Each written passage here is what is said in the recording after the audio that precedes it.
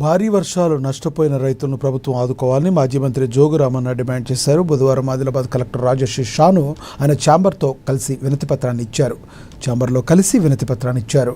పంట నష్టపరిహారంపై వెంటనే సర్వే చేపట్టి నివేదిక ఆధారంగా రైతులకు నష్టపరిహారం చెల్లించాలని కోరారు. అనంతరం కార్యాలయ ఆవరణలో మీడియాతో మాట్లాడారు. భారీ వర్షాలతో రైతులు నష్టపోయినా ఎంపీ, ఎమ్మెల్యే క్షేత్రస్థాయిలో పర్యటించి రైతులకు భరోసా ఇవ్వకపోవడం సిగ్గుచేటన్నారు.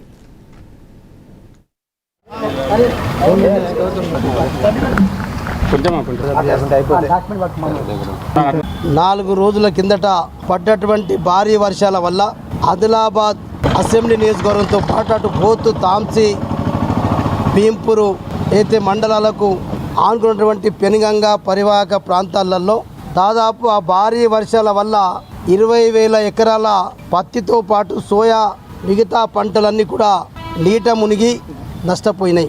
మేము ఇలా జిల్లా కలెక్టర్ గారికి మా బీఆర్ఎస్ పార్టీ పక్షాన వారికి ఒక మెమోరాండం ఇచ్చాం. ఫీల్డ్ వైజ్గా విజిట్ చేయమని చెప్పి ఆదేశాలు వస్తే తప్ప లేమని చెప్పి కలెక్టర్ గారు చెప్తూ ఉన్నారు. ఇలా ఇక్కడ లోకల్గా MLA, MP, Bharatiya Janata party వాళ్ళు ఉన్నారు. కానీ ఈ రోజు వరకు ఏ ఒక్క స్థానికంగా ఉన్నటువంటి ఎమ్మెల్యే, ఎంపీ కూడా నాకు తెలిసి పోనట్టే ఉన్నారు. నేను ఇప్పటికైనా మీరు మొద్దు నిద్ర నుంచి లేవండి.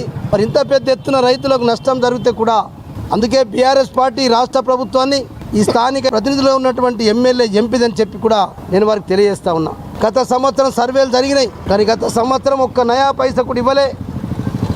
మేము కలెక్టర్ గారిని అడిగితే ఫైనాన్స్ డిపార్ట్మెంట్లో పెండింగ్ ఉందని చెప్తా ఉన్నారు. గత ప్రభుత్వం నష్టం కానీ ఈ ప్రభుత్వం సర్వేలు చేసి ఇచ్చి ఈ సంవత్సరం కానీ మొత్తం పంట నష్టపోయినటువంటి రైతాంగానికి 25,000 రూపాయలు